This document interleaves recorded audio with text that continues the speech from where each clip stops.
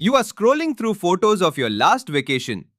A beach, a mountain, a sunset you swore looked unreal in person.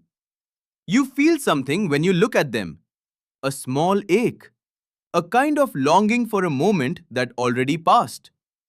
Now imagine looking at an entire planet like that. Every person you have ever loved. Every war ever fought. Every border ever drawn in blood. All of it fits behind your thumb. That is not a metaphor. That is what astronauts actually see. And the strange part is not the view itself. The real answer is far stranger. The view does something to the brain that scientists still cannot fully explain. It rewires belief. It dissolves ego. It has turned hardened fighter pilots into weeping monks in the space of a single orbit. Your brain was never built to see the whole picture. And when it finally does, something in it breaks open. In 1971, an American astronaut named Edgar Mitchell was floating home from the moon. He had spent his life as a test pilot, trained to be unshakable, trained to treat emotion as a malfunction. Then he looked out the window. Earth hung there, small, blue, alone in the black.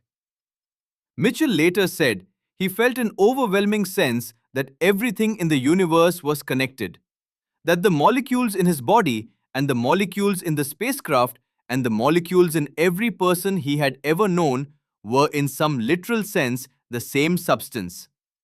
He called it instant global consciousness. He came home and founded an institute to study the experience scientifically because he needed to know if what happened to him was real or if his mind had simply cracked under the strain of the journey. He was not the only one. Astronaut after astronaut reported the same shift. Pilots, engineers, military officers. People selected specifically because they did not fall apart under pressure. Something about seeing the entire Earth at once. No borders, no countries, just one fragile system floating in silence cracked them open in a way combat never had. In 1987, a writer named Frank White interviewed dozens of these astronauts and gave the phenomenon a name. He called it the overview effect, a cognitive shift triggered by literally viewing the whole Earth from a distance that produces a profound sense of unity and a collapse of the mental boundaries people normally use to separate themselves from everyone else. White spent years collecting these accounts, and what struck him was how consistent they were. Different nationalities, different religions, different reasons for going to space in the first place. Nearly all of them came back describing some version of the same collapse. But why would a view do that? Why would distance make people feel more connected, not less? Here is where it gets stranger. Your brain builds your sense of self using boundaries. Where your body ends, where your country ends, where your team, your tribe, your identity ends and everyone else begins. This is not a flaw. It is a survival tool inherited from hundreds of thousands of years of small group living. For most of human history, you lived in bands of maybe 50 to 150 people. Your brain needed a hard line between us and them because the world outside your group was genuinely dangerous and resources were genuinely limited. That line kept your ancestors alive.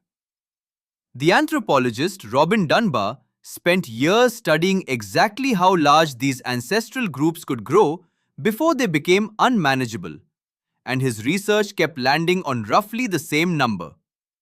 About 150 meaningful relationships. Beyond that, the brain runs out of the social bandwidth needed to track who can be trusted and who cannot. So it simplifies. It draws a boundary, labels one side familiar and the other side foreign, and treats that boundary as if it matters at the deepest level of survival. That boundary is still running in your head today, drawing lines around things that no longer need them. Your nationality, your political party, your favorite team. Your brain treats all of it the same way it once treated a rival tribe on the other side of the valley. Then astronauts leave the valley entirely. They leave the planet. And from that distance, the lines disappear. Not politically, visually. There are no borders drawn on Earth from orbit. No red versus blue, no east versus west. Just weather patterns and coastlines and one thin, fragile layer of atmosphere holding all 7.8 billion of you against the vacuum of space. In 2016, a psychologist named David Yaden, working out of the University of Pennsylvania, decided to study this rigorously instead of anecdotally. He and his team analyzed astronaut testimonies using tools built to study mystical and self-transcendent experiences, the same categories researchers use for religious epiphanies and psychedelic states. What they found was startling. The overview effect shared measurable psychological features with the deepest, most transformative experiences a human mind can have. A dissolving of the self. A sense of awe so large, it restructures your priorities afterward. Yaden's team noted that the astronauts were not describing a nice view. They were describing something closer to a spiritual event, except triggered entirely by a physical vantage point rather than any religious ritual. Astronauts do not just come back saying the trip was beautiful. They come back different. Many report a lasting shift in how they treat other people. Less concerned with old rivalries. More concerned with the planet as a shared, breakable thing. Some become environmental advocates. Some leave their careers to work on global cooperation instead.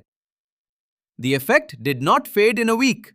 For many, it reorganized the rest of their lives, sometimes decades later. So what is actually happening in the brain? Researchers studying awe, a related but far more common emotion, have found that intensely vast experiences, quiet activity in the brain regions associated with self-focus, the same regions that go quiet during deep meditation. The psychologist Dacher Keltner, who has spent much of his career studying awe at the University of California, Berkeley, describes this as a kind of vanishing. Vastness makes your sense of self feel smaller, and when the self shrinks, the boundary between you and everyone else gets thinner too.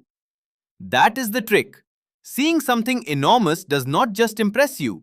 It temporarily dissolves the very software your brain uses to separate you from the rest of the world.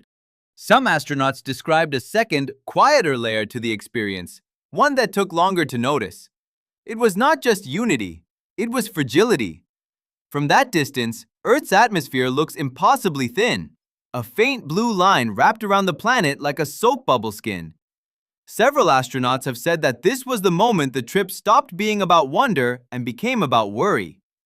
If the only thing separating 7.8 billion people from the vacuum of space is a layer that thin, then every border war, every argument over resources, every act of environmental carelessness suddenly looks smaller and more absurd than it did from the ground. You do not need a rocket to feel a small version of this.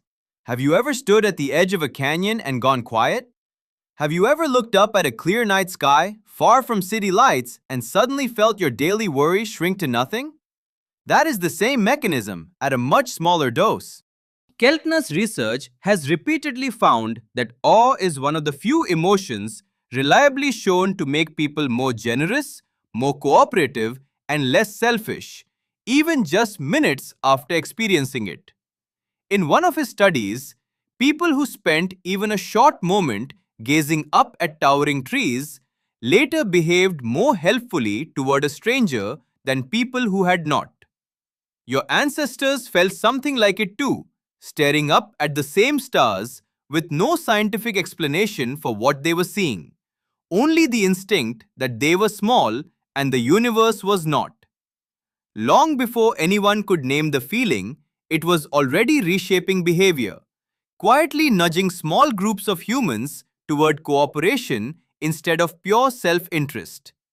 The difference is that astronauts get the ultimate version. Not stars scattered across a dark sky, but the entire home planet, whole, fragile, borderless, hanging in silence, close enough to touch and impossibly far away all at once. And here is the twist most people never consider. The overview effect was not designed.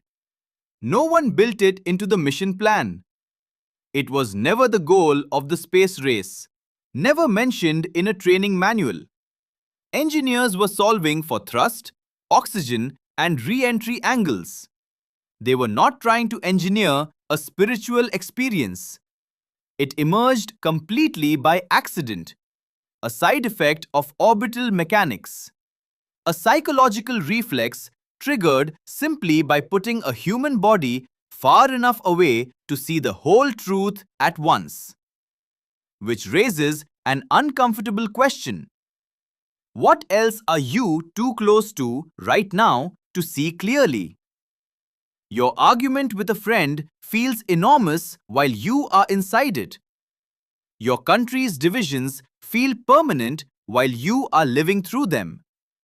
But zoom out far enough, and does any of it look the same? Astronauts did not need new information to change their minds. They did not learn some hidden fact about Earth that the rest of us are missing.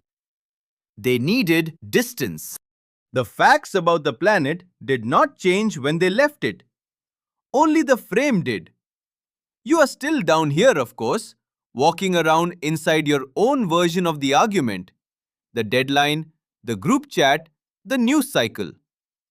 You do not have access to a spacecraft window, but you do have the same brain that responded to that window, the same circuitry that quiets your self-focus when something feels vast enough.